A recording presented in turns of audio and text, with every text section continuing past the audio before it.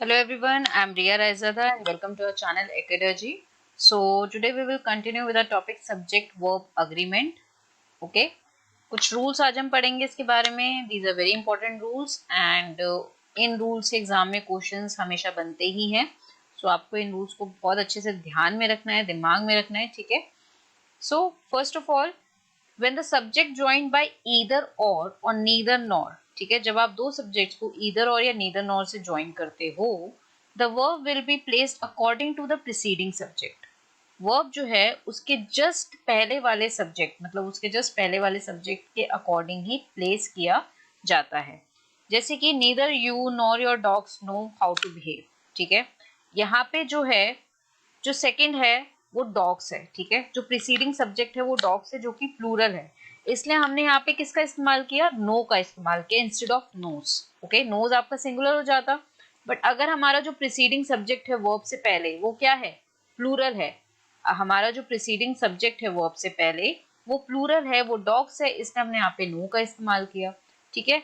Either he or you are to clean up the mess. अब यहाँ पे जो प्रीसीडिंग सब्जेक्ट है, ठीक है, वो क्या है, यू है. वर्ब से पहले जो प्रीसीडिंग सब्जेक्ट है वो क्या है, यू है.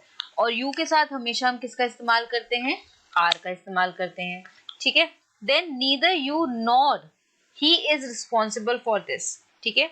यहाँ पे हमारा प्रीसीडिंग सब्जेक्ट क्या है, इससे पहले ही है, ठीक है. और ही कैसा सब्जेक्ट है, एक प्लूरल सब्जेक्ट है.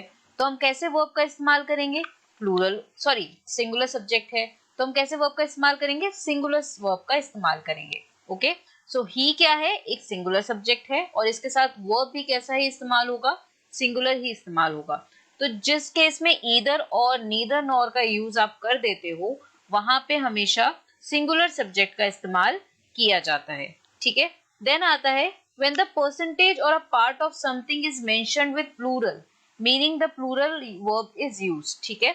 जब आप परसेंटेज या किसी चीज का पार्ट, मतलब किसी जैसे 100 में से आप 40 पार्ट का इस्तेमाल कर रहे हो, या 50 पार्ट, जैसे 100 एक पूरा होल है, उसमें से 50 क्या है, उसका एक पार्ट है, या फिर आप परसेंटेज की जगह उसको यूज कर रहे हो, परसेंटेज की जैसे यूज कर रहे हो, तो हमेशा आपका जो वर्ब है वो प्लूरल रहेगा. जैसे 40% of every 100 children are malnourished, ठीक है. यहाँ आपने 100 का 40% यूज किया, तो आपका वर्ब जो है वो भी प्लूरल ही आएगा, क्योंकि 40% in itself is a plural, gives you a plural meaning, ठीक है. सो परसेंटेज के केस में भी आप प्लूरल का ही इस्तेमाल करोगे, ठीक है. तो ईदर और नीदर और जहां भी आ जाए, उससे जस्ट पहले वाले सब्जेक्ट के अकॉर्डिंग आप वर्ब को प्लेस करते हो, ठीक है. वर्ब के जस्ट पहले वाले सब्जेक्ट के अकॉर्डिंग आप वर्ब को प्लेस करते हो, ठीक है. अगर सब्जेक्ट प्लूरल है तो वर्ब भी प्लूरल हो जाएगा, अगर सब्जेक्ट सिंगुलर है तो वर्ब भी सिंगुलर हो जाएगा, ठीक है. नेक्स्ट क्या कहता है, many a plus many an. Many a या मेनी एन जब भी हम यूज करते हैं तो उसके साथ हमारा वर्ब जो होता है वो हमेशा सिंगुलर होता है, ठीक है. जैसे many a robber has been arrested by the police, many an accident has happen on highway today. तो मेनी अ और मेनी एन के साथ हमेशा आपका सिंगुलर वर्ब ही यूज होगा. Then verb according to the main subject should be place, ठीक है. कभी कभी ऐसा होता है आपको एक सेंटेंस में एक से ज्यादा सब्जेक्ट दिए जाते हैं, लेकिन आपको हमेशा ये ध्यान रखना है कि मेन सब्जेक्ट कौन सा है. मेन सब्जेक्ट मतलब जिस चीज के बारे में एग्जैक्टली सेंटेंस में बात की जा रही है वो क्या चीज है, ठीक है, वो सब्जेक्ट क्या है आपका, और आपका जो वर्ब होगा वो हमेशा उसी के ही अकॉर्डिंग प्लेस किया जाएगा, ठीक है. जैसे the cost of T shirts is और आर वेरी हाई. अब यहाँ पे दो सब्जेक्ट है आपके, कॉस्ट भी और टी शर्ट भी है, ठीक है. लेकिन हम अगर बात करें सेंटेंस में तो हम किस चीज के बारे में मेजर यहाँ पे बात कर रहे हैं, हमारा जो मेन फोकस जो है वो किस पे है, वो कॉस्ट पे है, ठीक है. हमारा जो मेन फोकस जो है वो कॉस्ट पे है, और कॉस्ट क्या है, एक सिंगुलर सब्जेक्ट है, तो वर्ब भी हमारा क्या हो जाएगा, यहाँ पे सिंगुलर हो जाएगा. तो हम किसका इस्तेमाल करेंगे, इज का इस्तेमाल करेंगे. हम किसका इस्तेमाल करेंगे, इज का इस्तेमाल करेंगे. तो जब भी हम एक से ज्यादा सब्जेक्ट को मेंशन करते हैं किसी सेंटेंस में, तो हमें ये याद रखना होता है कि हमारा मेन सब्जेक्ट कौन सा है, किस चीज के बारे में हम मोस्ट इंपॉर्टेंटली यहाँ पे बात कर रहे हैं, हम उसी के अकॉर्डिंग अपने वर्ब को प्लेस करते हैं, ठीक है. Then the states of India are diverse in their culture. अब इंडिया जो है वो एक सिंगुलर कंट्री है, ठीक है भाई, एक ही कंट्री की बात की गई है, सिंगुलर सब्जेक्ट है. लेकिन क्या आप यहाँ पे इंडिया के बारे में बात कर रहे हो, मतलब इंडिया आपका मेन फोकस है, नहीं, आपका मेन फोकस क्या है, आपका मेन फोकस है स्टेट्स, ठीक है. आपका मेन फोकस क्या है, स्टेट्स है, ठीक है। तो स्टेट्स क्या है, एक प्लूरल सब्जेक्ट है, तो वर्ब भी यहाँ पे क्या होगा, प्लूरल ही होगा। आप स्टेट्स की डाइवर्सिटी के बारे में बात कर रहे हो, आप कह रहे हो कि स्टेट जो है इंडिया की वो अपने कल्चर में बहुत डाइवर्स है, विभिन्न विभिन्न तरह के कल्चर वहां पे पाए जाते हैं। तो यहाँ पे आप स्टेट्स की बात करो, स्टेट्स आपका मेन सब्जेक्ट है, ठीक है। तो आपका जो वर्ब क्या होगा वो भी प्लूरल होगा, वो होगा are, okay. Then one of plus noun always plural but verb will be singular. One of के साथ हमेशा नाउन प्लूरल ही है, क्योंकि हम एक से ज्यादा, हम बहुत सारे लोगों में किसी एक इंसान की बात कर रहे हैं, तो नाउन तो हमारा प्लूरल ही रहेगा क्योंकि बहुत सारे लोग हैं, लेकिन आपका जो वर्ब है वो सिंगुलर हो जाएगा। जैसे one of my friends is a teacher, ठीक है। अब यहाँ पे मैं अपने बहुत सारे दोस्तों की बात कर रही हूँ, ये जो दोस्त हैं वो ऑब्वियसली आपके एक से ज्यादा हैं, तो नाउन तो आपका हमेशा वन के साथ, वन ऑफ के साथ हमेशा प्लूरल ही रहेगा, लेकिन आपका जो सब वर्ब होगा वो सिंगुलर होगा, क्योंकि आप उनमें से एक इंसान की बात कर रहे हो, ठीक है। आप उनमें से एक इंसान की बात कर रहे हो, इंसान बहुत सारे हैं, लोग बहुत सारे हैं, लेकिन उनमें से किसी एक के बारे में आप बात कर रहे हो, तो जो आपका वर्ब होगा वो सिंगुलर रहेगा, लेकिन प्लूरल तो हमेशा आपका सब्जेक्ट जो होगा वो हमेशा प्लूरल ही रहेगा। ये तो आपकी बिल्कुल जिसे कहते हैं ना कॉमन सेंस वाली बात है, लेकिन हम कभी कभी इस चीज को लगाना भूल जाते हैं, ठीक है। तो one of my friends is a teacher, तो फ्रेंड्स जो है आपके ऑलरेडी आपका प्लूरल रहेगा, ठीक है, लेकिन जो आपका वर्ब है वो सिंगुलर हो जाएगा। जैसे Rahul is one of those people who help the needy, okay. Then uncountable nouns के साथ आप कैसे यूज करते हो, These noun describe abstract concept और masses that can't be counted, ठीक है। ये ऐसी चीजें हैं जो आप काउंट नहीं कर सकते हो। जैसे अगर जब मैंने आपको नाउन के बारे में बताया था, तो रिमेम्बर वन थिंग, मैंने ये कहा था कि किसी चीज के अगर आगे आप अगर 1 2 3 नहीं लगा सकते, ठीक है, 1 2 3 न्यूमेरिकल्स प्लेस नहीं कर सकते, तो आप उन्हें अनकाउंटेबल नाउन बोलते हो। ये एक तरह से उसको पहचानने का तरीका होता है, ठीक है। जैसे कि आपके जो बहुत फेमस अनकाउंटेबल नाउन है जिसपे एरर्स बेसिकली आ जाते हैं, ठीक है, काफी बार आए हैं, वो आपके हो जाते हैं एडवाइस, इक्विपमेंट, ज्वेलरी, ठीक है, खाने की चीजें, pasta, rice, salt, love, luggage.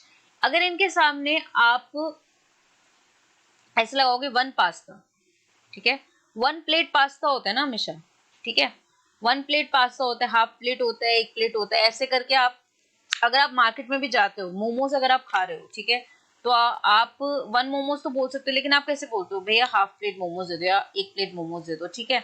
आप कभी भी एक मोमो या दो मोमो बोल सकते हो, लेकिन बोलते नहीं हो। तो फूड आइटम जो एब्स्ट्रैक्ट हो जाते हैं, या फिर आप जैसे किसी भी ऐसी चीज की बात कर लो, फ्यूल हो गया, लगेज हो गया, कुछ चीजों के आगे आप वन लगा सकते हो, ऐसी बात नहीं है, मोमोज के आगे आप वन लगा सकते हो, लेकिन आपको याद रखना है कि मोस्टली जो फूड आइटम्स होते हैं एब्स्ट्रैक्ट कॉन्सेप्ट्स होते हैं, ठीक है, वेजिटेबल्स होते हैं, वाटर है, वेजिटेशन है, पावर, रिसर्च, ये सब इस तरह के जो वर्ड्स होते हैं ये अनकाउंटेबल नाउन होते हैं, ठीक है।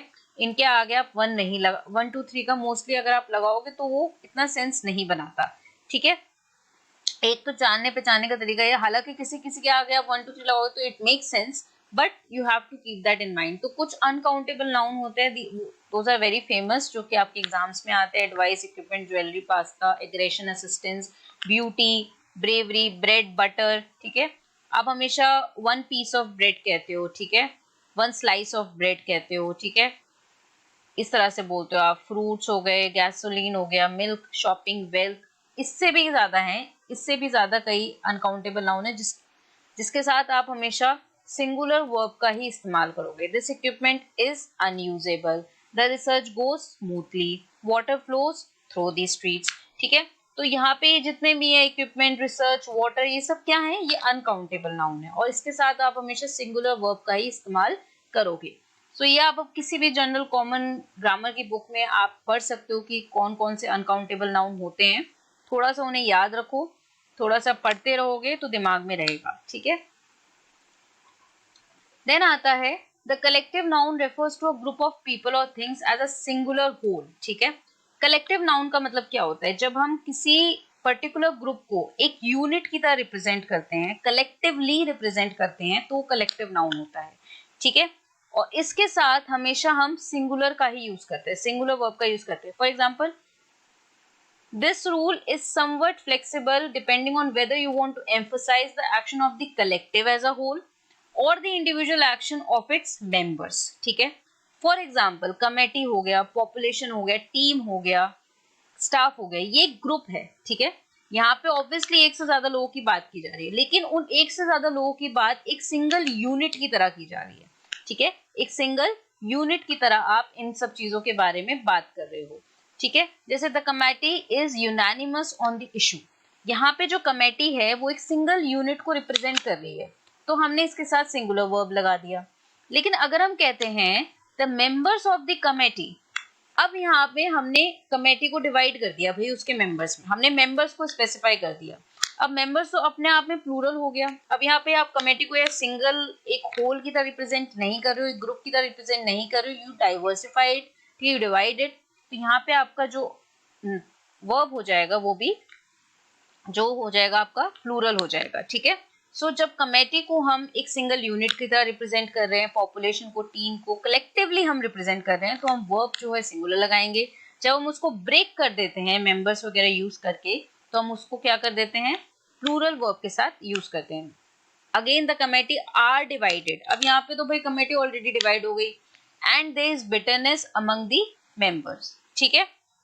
तो कमेटी आर डिवाइडेड, ठीक है, यहाँ पे कमेटी के बाद हमने कैसा वर्ब लगा दिया, प्लूरल वर्ब लगा दिया, क्योंकि कमेटी को हमने क्या कर दिया, डिवाइड कर दिया, वो एक यूनिट से डिवाइड हो गया, वो एक सिंगल होल नहीं रहा, वो एक यूनिट की तरह रिप्रेजेंट नहीं हो रहा है, तो हमने वर्ब कैसा लगा दिया है, यहाँ पे प्लूरल लगा दिया है। Okay, so these are the very basic rules and these are the rules on which errors are made, ठीक है। so ये rules आपको रिवाइज करने हैं बहुत अच्छे से, just go through them both the videos, first second दोनों को अच्छी तरह से देखो, रिवाइज करो, because यही rules से questions बनते हैं, ठीक है। so you need to remember all these rules, ठीक है, you need to practice them thoroughly, okay। so thank you so much।